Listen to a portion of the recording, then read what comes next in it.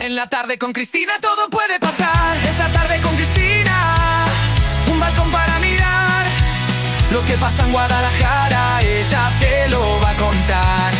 Con temas de actualidad y los mejores invitados. En la tele local todo queda conectado.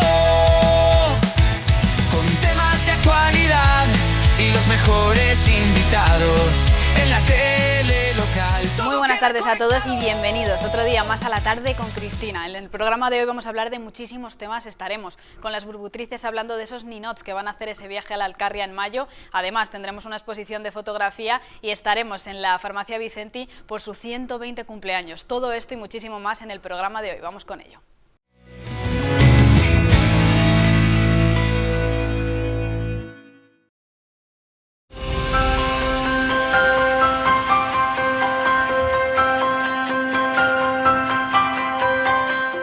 Continuamos con el programa de este lunes y vamos a abrir ya nuestra sección de salud. Para eso estamos como todos los lunes con Alicia Ávila. Vamos a hablar hoy de la alergia. Alicia, muy buenas tardes y bienvenida a la tarde con Cristina. Buenas tardes, Cristina. Vamos a hablar de algo que ya hablamos en su día el año pasado, si no me equivoco, pero que es cierto que es recurrente cada año, que es algo que nos pasa a muchísimas personas en España, y es esa alergia que viene ahora. Estamos ya a finales de marzo y ahora abril y mayo son 2 meses de plena alergia para muchísima gente. Cuéntanos un poco ¿cuáles son esas plantas que nos causan alergia ahora y esa incidencia que hay en las personas en España? Bueno, en España hay 8 millones de alérgicos, según dice la Sociedad Española de Inmunología y Alergología. La alergia, la verdad es que se produce porque el organismo detecta que hay algo extraño, que realmente no lo es, el polen, entonces va a desencadenar un mecanismo inmunológico y va a sintetizar una serie de sustancias que nos va a producir una serie de síntomas. Entonces, bueno, ahora alergia a polenes, hay muchos polenes a lo largo de todo el año. Es normalmente estacional, dependiendo de la planta que esté en floración en esa época, pues puede ser alérgico en una temporada o en otro. Por ejemplo, meses de enero y febrero pueden ser las arizónicas, las cupresáceas. En el mes de, por ejemplo, febrero y abril son las palmáceas, que son las palmas. Y sobre todo ahora, bueno, lo peor que viene es ahora, que es en los meses de abril y mayo, que empiezan las gramíneas y el olivo, que es lo que normalmente la gente tiene más alergia. Sí que me causa curiosidad porque es cierto que estas semanas atrás ha llovido un montón y hay siempre un dicho popular que dice espérate a que pare la lluvia porque entonces vas a flipar con la alergia. No sé si eso es verdad. Sí, sí es verdad. Además este año que ha llovido muchísimo, claro, las plantas van a estar muy frondosas, entonces en cuanto empiece el calor, claro, el índice de polenes va a ser súper alto. Es cierto que cuando más polen hay, normalmente, por ejemplo, gramíneas y olivo, cuando hay calor es cuando los índices del polen suben más. Cuando llueve, ¿qué pasa? Las partículas del polen se fijan a las gotitas de agua y a la humedad y entonces se depositan en el suelo. Entonces los días peores son los días después de la lluvia, que es cuando, claro, todo el polen se ha depositado en el suelo, entonces hace calor y con el calor empieza entre el polen que es de la planta más todo lo que hay en el suelo, se elevan muchísimos los niveles. Y luego los días que hay muchísimo viento son los peores para los alérgicos. ¿Cuáles son esos síntomas que pueden ir notando las personas porque es verdad que hay muchas que año tras año ya saben más o menos lo que les va a pasar, pero esas personas nuevas que empiezan a desarrollar esa alergia, ¿qué síntomas son los que tienen que tener en cuenta? Pues sobre todo congestión nasal, picor de ojos, picor de nariz, también la zona del paladar, también se queja mucho la gente, luego puede aparecer tos. Y luego en los casos que ya la alergia es mucho más importante, pues empiezan con dificultad respiratoria, pueden escuchar pitos en el pulmón, o sea, como pitidos así cuando respiran, sobre todo cuando cogen aire y cuando sueltan aire, al final suelen escuchar ahí el pitido, y eso va a producirle mucha tos y mucha dificultad respiratoria. Esos casos son los más graves, que serían los que son asmáticos, y entonces habría que prestar sobre todo más importancia a ese tipo de pacientes. No sé qué precauciones podemos tomar para esas personas que tenemos alergia o que estamos empezando a tener esa alergia, empezamos a encontrarnos mal, porque al final es cierto que hay gente que toma medicación, gente que no, luego hablaremos de eso también. Pero sí que podemos prevenir un poco pues ese picor de ojos, ¿no? Esa tos. ¿Cómo podemos hacerlo? Pues sobre todo hay a unas horas del día en el que los índices del polen son más altos. A primeras horas de la mañana y a últimas de la hora de la tarde es cuando los índices están muchísimo más altos. Entonces, en esos casos, pues, por ejemplo, evitar hacer ejercicio al aire libre, Podemos ponernos también gafas de sol porque el polen también incide sobre los ojos y al final aparece una conjuntivitis alérgica y mucha gente se rasca los ojos, o sea, se empiezan a rascar y además, por ejemplo, los niños es muy típico que aparezcan a lo mejor a la consulta con los ojos súper hinchados, incluso la conjuntiva, la parte blanca, como súper inflamada, y eso es porque se están rascando del picor que tienen. ¿Qué más podemos hacer? Ventilar, por ejemplo, en casa, pues a unas horas donde los índices del polen no estén tan altos. La ropa, que mucha gente tiende la ropa afuera, pues eso el polen se queda ahí, claro, cuando vas a ponértela aún peor. Entonces, sobre todo, evitar ejercicio al aire libre y evitar las horas de donde hay máxima polinización, y gafas de sol, y bueno, los casos más graves sí que yo recomendaría ponerse la mascarilla. Cuando estuvimos con el COVID, ese año la gente dice, jo, casi no tengo alergia, y claro, como llevábamos mascarillas se estaban protegiendo, entonces ese año la gente no se quejó. O sea, se quejó muy poquito de que tenían síntomas alérgicos. Sí, que al final es un método que a lo mejor no teníamos hasta que llegó el COVID en nuestra mente, ¿no? Pero sí que es una manera de no estar tan expuestos, quizás. Efectivamente. Cuéntanos cuáles son los tratamientos, porque he visto que has traído alguna cosilla para explicarle a todas las personas que nos están viendo. Hay más, aún así, porque esos son solo 3 ejemplos, pero ve contándonos un poco todo. Pues bueno, lo primero sería tomar un antihistamínico. Son pastillas que se toma por vía oral. Bueno, en niños hay en fórmula de jarabe, incluso hay algunos comprimidos bucodispersables que son muy cómodos para la gente que no puede tragar o para niños pequeños. Entonces, eso es básicamente el primer tratamiento que hay que poner. Se toma una vez al día normalmente o 2, dependiendo de la formulación, y lo que va a evitar sobre todo son los síntomas esos de mucosidad, de picor de nariz, y esa sería la primera línea. Luego podemos poner también antihistamínicos en los ojos si nos pica muchísimo. Luego para la nariz, por ejemplo, en el caso de la rinitis, es decir, que tenemos muchísima mucosidad y congestión nasal, podemos utilizar algún anticongestivo, que eso sí que recomiendo que sea el menor tiempo posible, pero y muy poco tiempo, porque sí que produce tolerancia y al final la gente no puede vivir sin el anticongestivo y la verdad es un problema después. Están también los corticoides nasales, que van a hacer que la mucosa de la nariz esté menos inflamada y que no segregue tanto moco, entonces también eso nos puede ayudar. Y ya por último, el tratamiento que sería en el caso de pacientes asmáticos, que serían los broncodilatadores y los corticoides inhalados. Vienen en unos dispositivos que, bueno, he traído un ejemplo de 3 dispositivos diferentes. El más común que la gente suele utilizar es es el salbutamol. Es un inhalador que es un broncodilatador de corta duración, dura muy poquito, y cuando el paciente está con muchísima dificultad respiratoria, este es el que normalmente es el que utiliza la gente. Eso sí, hay que saber utilizarlo muy bien. El año pasado expliqué que es importante, pues eso, hacerlo con una inhalación muy profunda y luego aguantar unos segundos, porque si no aguantas esos segundos, pues olvídate, no funciona. Entonces, recomendar sobre todo a las personas que, por favor, si son asmáticos todos los años, por favor, que llevar el broncodilatador siempre encima, niños incluidos, porque un broncoespasmo severo, hay mortalidad por los broncoespasmos, entonces si eres asmático, esto es lo que nos va a salvar de un buen susto. Luego hay otros broncodilatadores como este, que es en forma de polvo, que eso ya se utilizan más como un tratamiento un poco más de mantenimiento. En pacientes que tienen, por ejemplo, varios picos de broncoespasmo, o sea, que se les cierra el bronquio, que no pueden respirar bien durante una semana, o durante varios episodios durante una semana, ya tendemos a poner un broncodilatador de larga duración, incluso asociado a un corticoide que va a desinflamar la zona.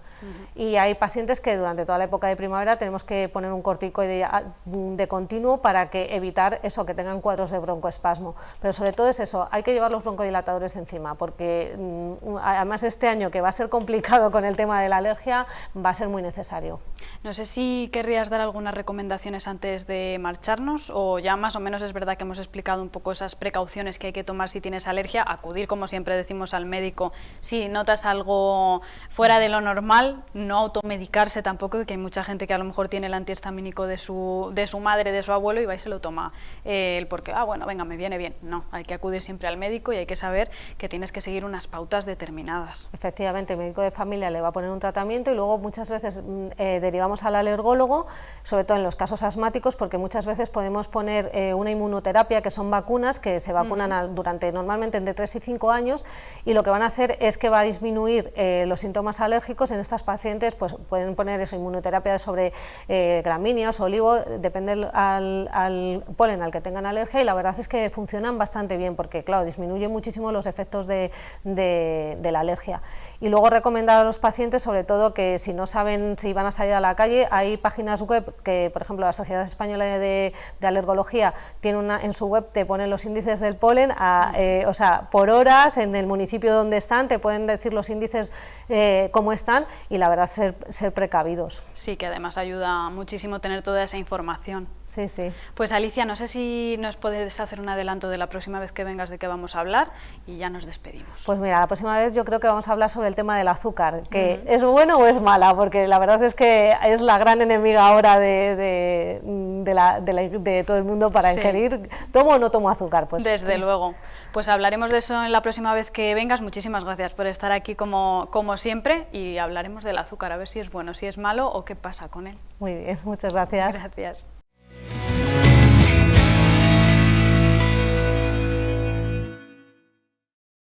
Y nos vamos directos ahora a la biblioteca de Dávalos, porque en estos días habéis podido disfrutar de una exposición fotográfica Totum Revolutum. Vamos a verla ahora entera para que todos los que no hayáis podido ir podáis disfrutar de ella.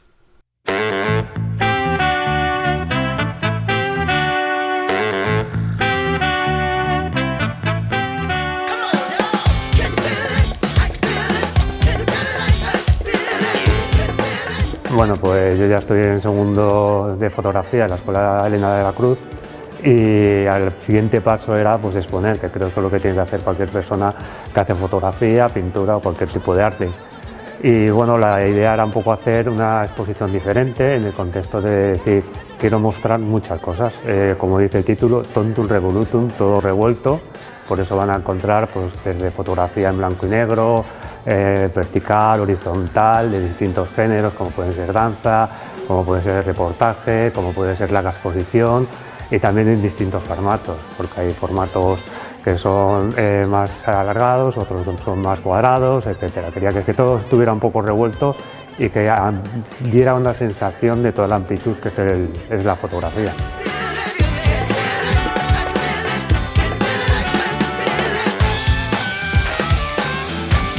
Era importante exponer el trabajo, y luego en la selección es algo que hablamos mucho, que al final a veces es más difícil el hecho de seleccionar que el de fotografiar, porque tienes un montón de fotos y tienes que seleccionar una a una vez lo que quieres. Y en este caso fue intentar coger pues, más o menos 2 fotografías de cada género, cada estilo que a mí me gustara, porque hay muchos más, pero intenté mostrar una amplia muestra de lo que se puede hacer en fotografía.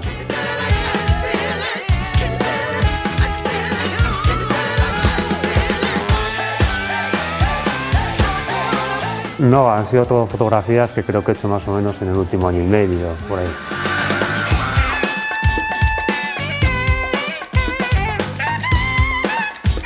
Sí, bueno, pues han encontrado fotografía de todo tipo, de estilos. Nos hubiera gustado un poco más, que hubieran estado más en contexto, porque hay fotografías que lo mismo no se entienden tanto si no viene un contexto, pero era imposible poner cartelas, y bueno, al final hay un díptico también que te sirve un poco como guía de lo que van a ver. Y ver fotografías, pues eso, desde larga exposición, que es una cosa que yo antes tampoco controlaba mucho y que poco a poco voy aprendiendo, pues eso, hasta vistas con un dron, que también es fotografía al fin y al cabo. Hemos visto, por ejemplo, tengo un reportaje, tengo un fotoensayo, tenemos fotografía de calle, tenemos light painting, que es, digamos, pintar con luz.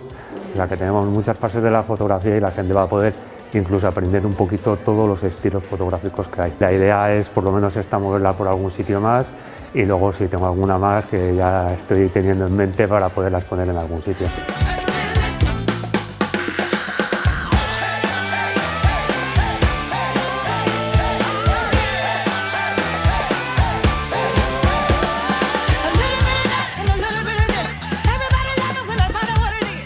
Una de las fotografías que más me gusta es esta de aquí, que es una fotografía que hice en casa. La hice, digamos que hicimos como una luz que girara, y al final lo que hacemos con el obturador muy abierto, con mucho tiempo, es captar la luz, porque tenía unos celofanes de colores que le colocamos y al final lo que hace la fotografía es captar toda la luz, todo el trayecto que hace la luz hasta el giro. Y yo creo que pues es muy significativa porque al final esto es light painting, que no se suele ver mucho, que es pintar con luz, y queda como muy bonito, ¿no? De estos tipos de fotografías que no son usuales en las exposiciones.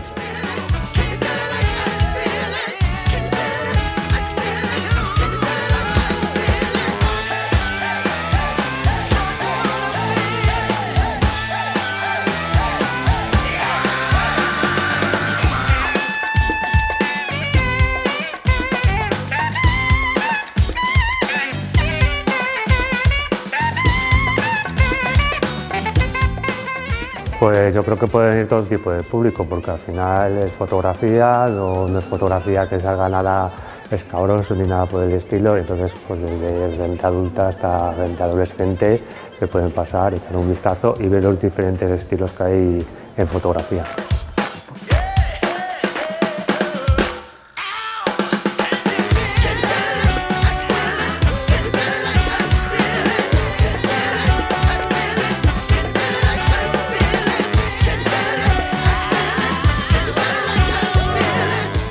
Simplemente son los horarios de biblioteca, incluso esta tarde pueden venir a verla y luego el sábado por la mañana también está abierta la biblioteca y pueden acercarse a verla.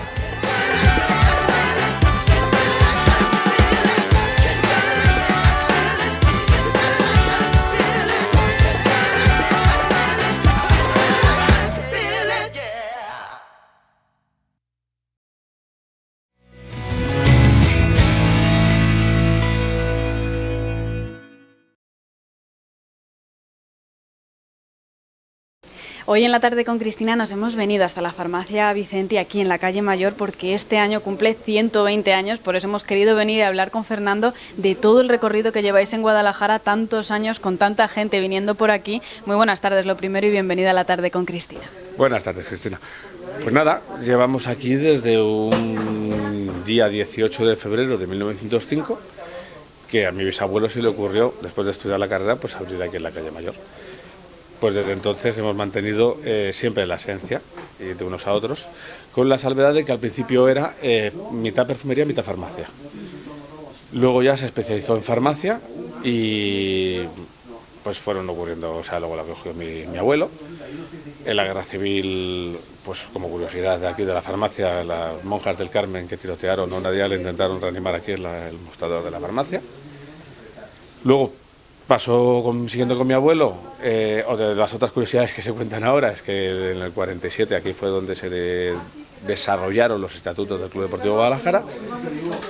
Ya la salvedad con mi abuelo es que empezó a ver medicamento fabricado, porque hay que darse cuenta que cuando mi bisabuelo prácticamente no había, que existía la aspirina, poco más, la insulina se descubrió en 1921 y la penicilina creo que en el 1928. Con lo cual existía lo que existía. Luego ya con mi abuelo hubo el gran boom del medicamento fabricado y mi padre fue la explosión de la farmacia en plan ordenadores, porque fue uno de los innovadores de los primeros en montar farmacias, fueron 2 o 3 farmacias, hacia el 85-87. Y en la reordenación de todo lo que es la farmacia y de los estocajes. Entonces fue el que impulsó a la farmacia, que llegó hasta 2000, que fue cuando llegué yo, que fue un poco la revolución de la formulación.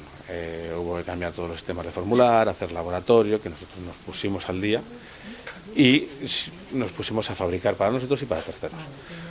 Un poco innovando, pues en los 120 años, intentando adaptarnos a los tiempos e intentar siempre, sobre todo, despachar siempre con una sonrisa, empatizando con el paciente, intentando dar a los problemas soluciones. Al final son muchísimos los años que lleváis aquí, muchísimas épocas, al final es eso, ir adaptándose, ir innovando a todo el tiempo que ha pasado, 120 años que se dice pronto, pero es muchísimo tiempo. Es cierto que tú eres ese último miembro de la familia que está ahora al frente de la farmacia, no sé cómo, porque al final supongo que tu bisabuelo, a tu abuelo, a tu padre, al final sería más o menos lo mismo, sería ir aprendiendo el oficio, pero ¿tú qué recuerdas de cuando eras pequeño? A ver, yo es que lo he mamado, o sea, yo venía aquí de niño y pues recuerdo la farmacia. O sea, el olor. Mi padre y mi abuelo sentados en la parte de dentro donde ahora estoy sentado con mi hermano. Las consultas, el ir creciendo, ir preguntando tanto a mi hermano como a Jesús, como a José, que estaban aquí trabajando, como a mi madre, que mi madre es una de las grandes artífices también de que estemos, porque ha trabajado 40 años aquí en la farmacia. Entonces, preguntarles desde el principio que lo complicado, aparte de aprender, era leer la letra de los médicos. Entonces ibas preguntando sin decir, tú habías leído una cosa y ibas preguntando, a ver, poco a poco vas cogiéndolo, o sea, y al final no tienes que preguntar, ya conoces tú todo. Y es un poco la manera de aprender. O sea, el legado bonito es la transmisión de unos a otros, de trucos, el ver, actuar. Yo en formulación he estudiado mucho, pero he tenido la enciclopedia era mi padre, o sea, era el que sabía todo. Cualquier duda recurría a él, aparte de la literatura y todo, ¿no? Pero quiero decir que es el ser uno tras otro te da el aprender durante muchas horas de los demás. Al final es una empresa familiar, es algo que lleváis en la sangre, ¿no? Como acabas de comentar, de momento le quedan muchísimos años, pero vamos a mencionar también a esas otras personas que también han pasado a ser familia, porque es cierto que son muchísimos los años que lleváis aquí, al final un barrio en el que todos los vecinos os tienen como referencia, todas las personas que han trabajado aquí, de padres a hijos. Habéis hecho familia, no solo vosotros como familia, sino con todos los vecinos, con todas las personas que se han acercado hasta aquí, hasta la farmacia. Sí, a ver, yo siempre digo que yo muchas veces, casi siempre no tengo clientes, tengo amigos. O sea, porque yo llevo aquí 20 años de farmacéutico, 24 años de farmacéutico. Pero desde los 16 años que ya se podía entonces estar en el mostrador, llevo aquí. Entonces, y antes los mismos clientes me veían de niño. O sea, yo siempre digo que esta farmacia las hemos heredado de los hijos de los padres, pero también se han heredado los clientes. O sea, clientes míos son hijos de clientes de mi padre. Entonces es una manera muy bonita de transmitir las cosas, y sobre todo porque el cariño y el empatizar con el paciente es fundamental. Mi abuelo decía que una receta era una petición de ayuda, que cada uno, para él era su problema. Puede haber el de al lado, puede tener más o puede tener menos, pero era su problema. Entonces hay que meterte en él, empatizar con él y ayudar. Sobre todo ayudar, y que la gente salga de aquí con una sonrisa. O sea, ir a recibir con una sonrisa y que salga con una sonrisa. Totalmente, y seguir adelante, Fernando. Muchísimas gracias por atendernos. Queremos hablar con alguna de las personas que ha querido estar aquí hoy, porque sé que están esperando también para hablar y para contarnos su experiencia dentro de la farmacia. Sí, Jesús entró con mi abuelo, se jubiló conmigo, y José lamentablemente hoy no está, porque le llamé también para venir, que iba conmigo. O sea, entró cuando yo tenía 3 meses de edad y se jubiló hace 3 años. O sea, que decir que son mucho tiempo juntos. Muchísimo tiempo juntos, totalmente. Pues vamos a hablar con Jesús y a ver qué nos cuenta él. Muchísimas gracias.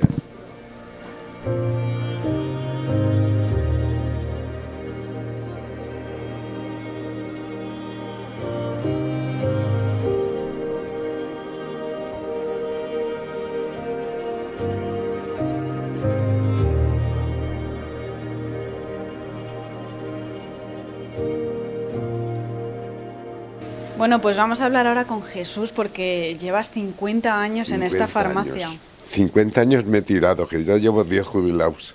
¿Cómo ha sido tu experiencia aquí en la farmacia Vicenti? Pues ha sido mi vida, mi familia, a ellos los he visto nacer toda mi vida, y cada vez que vengo por la calle Mayor no puedo pasar sin venir a verlos. ¿Cuáles son esos momentos más bonitos que recuerdas aquí entre todo esto con la familia? Cuéntanos un poco cómo ha sido estos 50 años, porque al final es un recuerdo muy bonito el que se queda, lo has dicho, no puedes pasar por la calle sin venir aquí y pasar a verles. ¿Cómo han sido todos estos años para ti? Pues han sido los mejores años. Recuerdo cuando hacían las guardias por la noche, me sacaba una silla a la calle, pero a las 2 de la mañana o a la 1 de la mañana. Y la persona más feliz del mundo, se paraba la policía, el sereno, nos fumábamos el cigarrillo y una tranquilidad muy bien. Yo todo lo que tengo vivido ha sido bueno. ¿Cómo ha sido luego ya esa etapa de jubilarse? Es verdad que es diferente, ¿no? Es ya venir aquí desde una perspectiva completamente diferente, pero ¿cómo está siendo? Pues se vive mucho mejor. Ahora, mira, acabo de pagar un viaje ahora para el Inserso. Yo salgo mucho, el año pasado hice 4 viajes y deseando, pero pasar por aquí y no meterme es como si me faltara algo. No sé si nos puedes contar alguna anécdota o algún recuerdo bonito que tengas de 50 años. Al final te habrán pasado muchísimas cosas, sí, pero como esos momentos, esas guardias por la noche, ¿algún otro recuerdo que tengas? Pues no sé qué decirte porque si aquí sí, lo recuerdo, me ha gustado mucho ir al fútbol, al Madrid. Y cada vez que había por las tardes paraban los amigos porque pasaban los coches y me decían: Jesús, ¿te vienes al fútbol? Me quitaba la bata y le decía: don Antonio, que me voy al fútbol. Y nunca me ha dicho nada. Además, cuando yo vine aquí, no había estudiado nada. Y cuando hice la mili, me hizo estudiar mi jefe. Y cuando hice la mili, terminé COU. Y desde entonces, pues ya no he seguido estudiando, pero me hice técnico en farmacia, en Ciudad Real, y muy bien. Y toda la vida aquí al final se han convertido en familia. Jesús, muchísimas gracias por atendernos y por contarnos esto que al final tan bonito, al final una familia sois en la farmacia Vicente. Cristina, gracias a ti. Totalmente, pues nada, te dejamos que sigas aquí visitando a los tuyos, que al final son los tuyos, y nada, ya nos vemos en la tarde con Cristina. Venga, muchas gracias.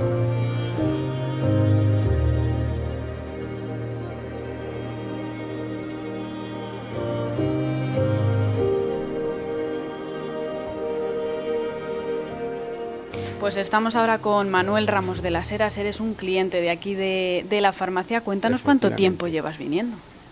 Pues llevaré 75, 77, 78 años. ¿Y cómo ha sido tu experiencia aquí con ellos? El motivo por el cual empecé a venir, te lo cuento. Yo soy de un pueblecito, de Iriepa, por cierto, el pueblo más cerca de Guadalajara, a unos 3,5 a la entrada de Guadalajara, ¿no?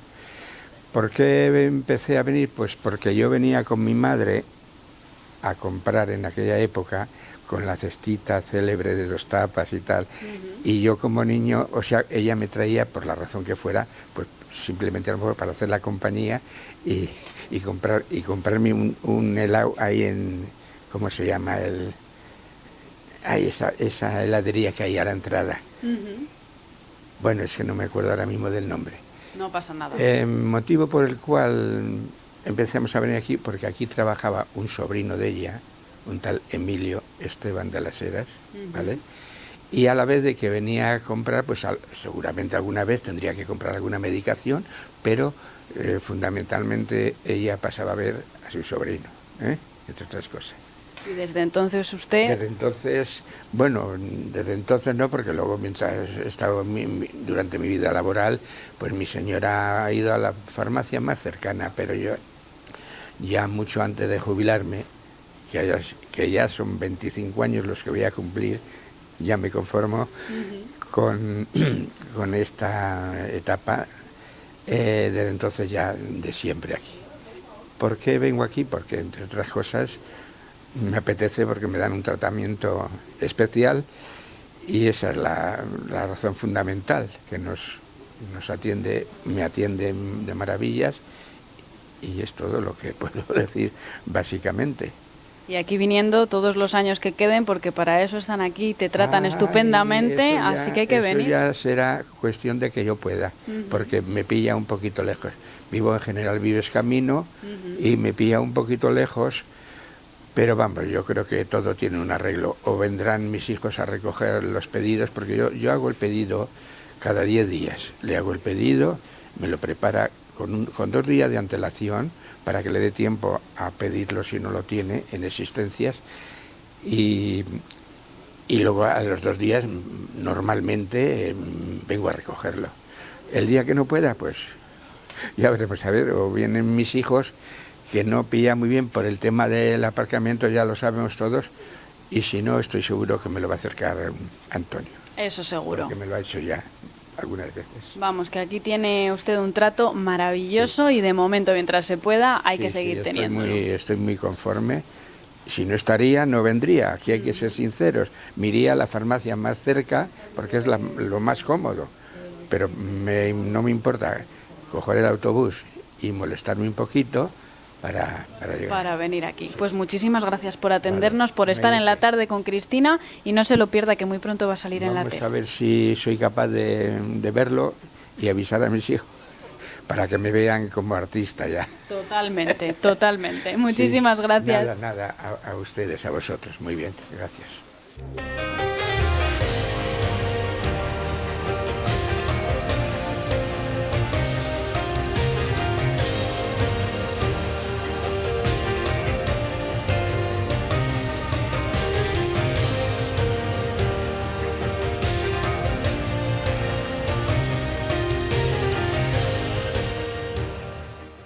En La Tarde con Cristina todo puede pasar. Es La Tarde con Cristina, un balcón para mirar lo que pasa en Guadalajara, ella te lo va a contar. Pues vamos a continuar con el programa de hoy. Vamos a hablar ahora con nuestras siguientes invitadas, con Laura Domínguez y con Yolanda Escolar, alcaldesa de Peñalver. Muy buenas tardes a las dos y bienvenidas a La Tarde con Cristina. Buenas tardes. Vamos a hablar de esa iniciativa que se presentó hace unos días pues al mundo, ¿no? Esas 3 abejas nidos que van a viajar, van a hacer ese viaje a la Alcarria, contándonos un poco cómo surge todo, porque es verdad que hemos podido ver el tráiler, también lo pondremos aquí para que todo el mundo pueda verlo, pero queremos saber todo, porque al final, Laura, no paras, estás todo el día pensando, haciendo iniciativas, son muchísimas las que nos has traído ya aquí al programa y queremos saber cómo surge esta y la importancia que tiene, porque al final es una iniciativa muy bonita y muy necesaria. Pues mira, surgió de manera muy natural viendo la tele y viendo las redes sociales, cómo se había inundado un taller, en concreto ese era en Paiporta, un taller fallero. Y cómo su artesana, que es Miriam García, estaba prácticamente llorando. Porque claro, aquella catástrofe nos llegó a todos al alma, pero en concreto a los que nos dedicamos a la creatividad, ver volando objetos que tradicionalmente hubieran tenido que estar en una falla, despertando sonrisas y verlos rodeados de barro, bueno, fue una imagen demoledora. Y así surgió porque todos nos hemos planteado, cuando la catástrofe, cómo ayudarles, ¿no? Y en ocasiones teníamos la duda de qué hacer con el dinero, a qué institución mandarlo o dónde llevar los objetos.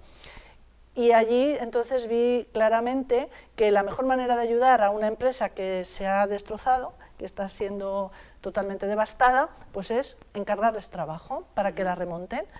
Y como, bueno, pues las burbutrices y yo estamos un poco obsesionadas con nuestras abejas queridas de la Alcarria, dijimos, encarguémosles abejas ninot para que se luzcan aquí, ellos tengan trabajo y unamos un poco las dos poblaciones.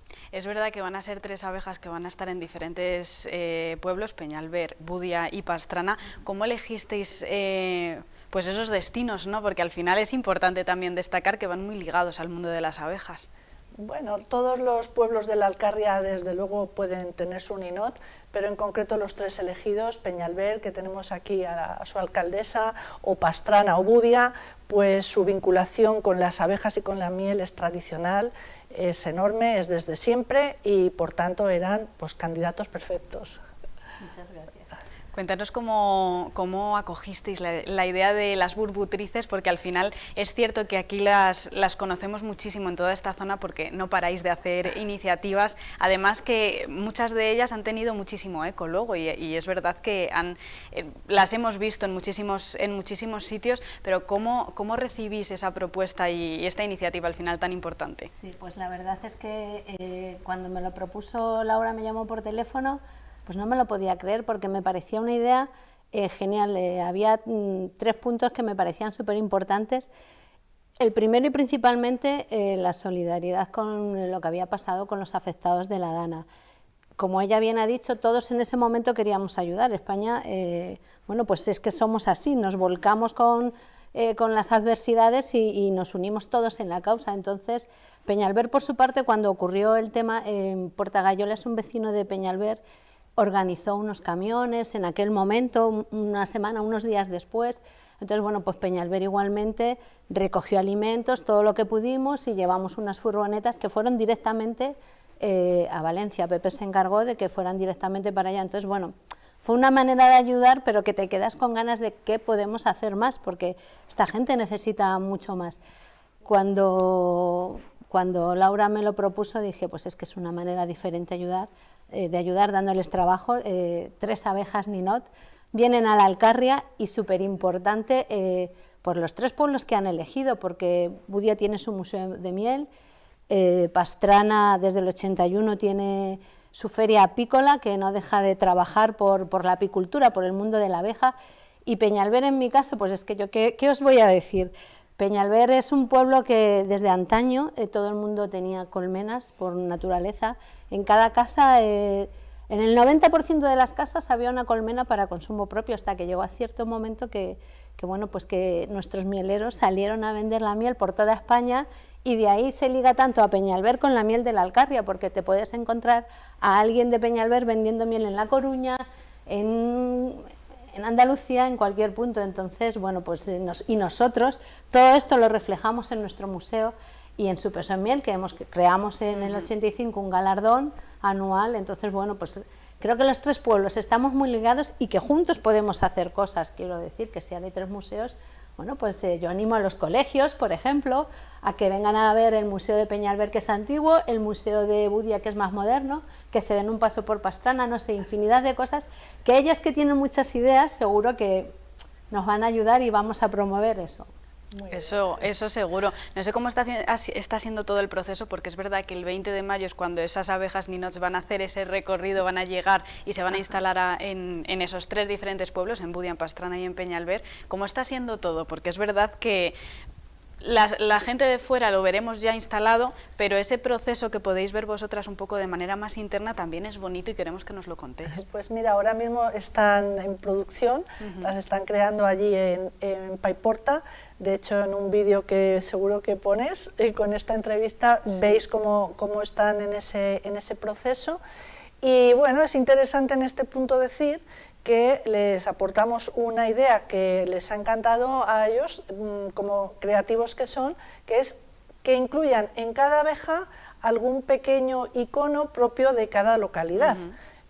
Porque todas las abejas Ninot son muy infantiles, sabéis que son, bueno, de hecho Ninot es muñeco en valenciano, son infantiles, son muy divertidas, muy juguetonas, permitirán que vayan las familias a conocerlas a todos los pueblos.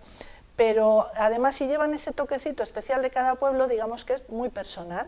Entonces, por ejemplo, la de Pastrana lleva el parche, la de Budia va a llevar su emblema del museo, y Yolanda, cuéntanos lo que le hemos puesto. Cuéntanos. Sí, nosotros la nuestra la hemos personalizado con nuestro cubeto de la miel tradicional que llevan nuestros mieleros, con el escudo de Peñalver, por supuesto. ¿Qué va a pasar el 20 de mayo cuando se instalen los Ninots? Pues mira, eso todavía, si te parece, lo vamos a dejar un poco como un misterio, porque es una manera así de que todos los oyentes, todos los televidentes estén pendientes, y cuando llegue el día 20 de mayo, que, ojo, importante, mira, Cristina, bien que nos preguntes, porque el 20 cae en martes, el martes estamos todos en nuestros líos, ¿no?, trabajando, con lo cual se celebrará el fin de semana anterior. Entonces, por supuesto, te informaremos con tiempo para que todo tu público pueda asistir, y diremos exactamente lo que se va a hacer, porque eso también está en proceso de creación para que se lo pasen en grande. Pues nos quedamos entonces en pausa para saber más. Estáis invitadas ya para venir antes de que ocurra, antes del 20 de mayo, antes de ese fin de semana previo, cuando ya todo el mundo va a poder descubrir qué es lo que va a pasar, va a saber qué tiene que hacer y cuándo tiene que ir a Budia, a Pastrana y a Peñalver. Así que nos quedamos aquí. No sé si queréis destacarnos algo más o lo dejamos para más adelante, y tenéis que venir ya es obligatorio. Muchas gracias. Yo diría pues que no esperen al 20 de mayo para ir, ese día será estupendísimo, porque van a ver los Ninots y disfrutarán, seguro que además ya es primavera pura, pero que vayan ya. Cualquier de estos fines de semana, que se acerquen, porque los museos están abiertos, los museos apícolas, y sabemos seguro que pues, a todo el mundo, adultos, pero cuando van con niños se lo pasan muy bien en los museos. Pues sí, la verdad es que sí. Desde luego, además es cierto que hay muchísimo que hacer en esos 3 pueblos, no hace falta esperar al 20 de mayo, aunque es verdad que va a ser un día muy especial. Muchísimas gracias a las 2 por venir a La Tarde con Cristina, por contarnos todo lo que va a ocurrir, aunque dejemos esa puerta abierta para el misterio, para descubrirlo ese día, y estáis invitadas antes, ya lo sabéis, tenéis que venir a contarnos lo que va a pasar. Genial, mil gracias. Muchísimas gracias.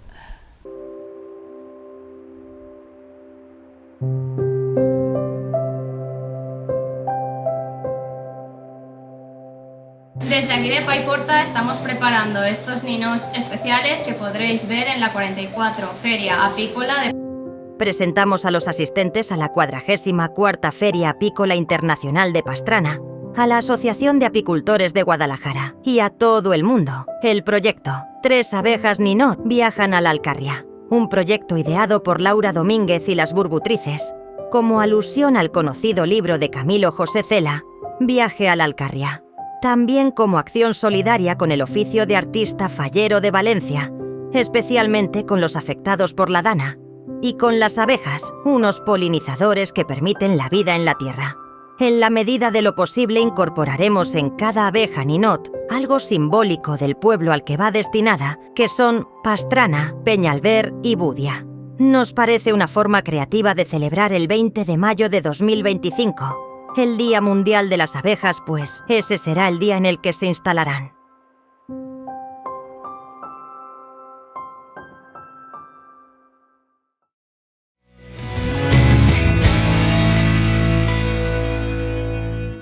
Y nos vamos directos con nuestro compañero Javi Lobo, porque esta semana nos trae otro reportaje. Esta vez nos va a hablar de 2 cortometrajes de Mabel, una cineasta premiada con diferentes Goyas. Vamos a ver de qué se tratan esos cortometrajes que tienen mucho que ver con la trata de personas. Bueno, Cristina, pues mira con quién estamos. Estamos que nada más con una artista, actriz, directora. Eso en otra vida. Bueno, ella es Mabel Lozano. Bienvenida a Guadalajara. Muchísimas gracias. Mi tierra, yo soy también. Quiero decir, eres castellano-manchega. Sí. Has venido aquí a Guadalajara porque hoy estamos con la campaña contra la trata de mujeres y niñas con fines de explotación sexual. Yo veo tus cortos y se me pone, mira, el pelo de gallina. Bueno, pero a pesar de eso, mis cortos no hacen pornografía del sufrimiento. Yo soy una humanista, soy una mujer que trabaja por los derechos fundamentales y no tengo nunca la intención como de dar collejas ni de aleccionar a nadie, al contrario, de crear un pensamiento crítico. Esto ocurre aquí, esto ocurre enfrente de nosotros y además nuestra comunidad tiene muchos burdeles. Es que es así, o sea, nosotros tenemos una comunidad, Castilla-La Mancha, donde hemos visto los burdeles, los puticlús toda la vida y no nos hemos preguntado en qué situación están las mujeres. Pues evidentemente no hay nada más desigualitario que la explotación sexual y la trata. Y entonces también ahora estamos viendo la incorporación de los jóvenes por el consumo de la pornografía. Te iba a decir que ahora los burdeles están aquí. Sí, o sea, claro. Los burdeles están Claro. en el móvil y accesibles desde edades como los 8 años que cogen un 8, niño 9. móvil. Sí. ¿Tú prohibirías, por ejemplo, o buscarías alguna manera que el niño no tuviera un móvil hasta los 15 o 16? Yo creo que hasta los 15 o 16 sería lo ideal, pero es imposible. O sea, ¿qué quieres que te diga? Pero desde luego un niño de 6 años, de 7 años, no puede. Es decir, no puede. Hay que impedir el acceso a estas herramientas a edades muy tempranas, precisamente porque, porque no sabemos lo que tu hijo está viendo pornografía, está viendo muchas cosas que... Prohibir y educar. Claro, no, yo creo que lo más importante es educar en los entornos familiares y hablarles de sexualidad como algo importantísimo, y luego yo creo que el móvil, cuanto más temprano, es más peligroso. Pero es verdad que también necesitamos que nuestros legisladores hagan leyes para que esos chavales no entren a esa edad. Estábamos ahora mismo, te volvemos ahora mismo a la sala. Estabas contando de tu nueva aventura en la televisión. Cuéntanos un poco esos episodios que ya se pueden ver en RTV Play.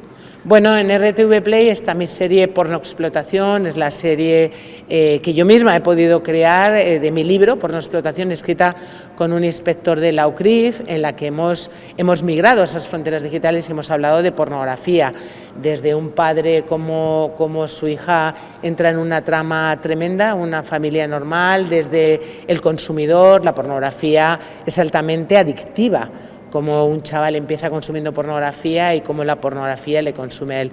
Yo creo que es una serie magnífica para ver con tus hijos e hijas, si tienen más de 15 o 16 años, y si no, para verla sin ellos y dotarte de herramientas, tener herramientas para acompañar a nuestros hijos en una edad tan difícil como es la adolescencia. Pues ya lo sabes, Cristina, ahí tenemos esa nueva serie de Mabel. Mabel, muchas gracias por habernos entendido en el programa de Cristina. Muchas gracias. Muchas gracias.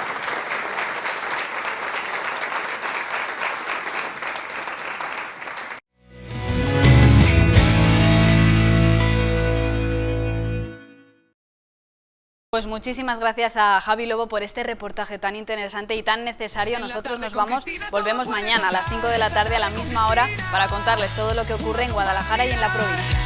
Lo que pasa en Guadalajara, ella te lo va a contar, con temas de actualidad y los mejores invitados en la tele local. Todo queda conectado.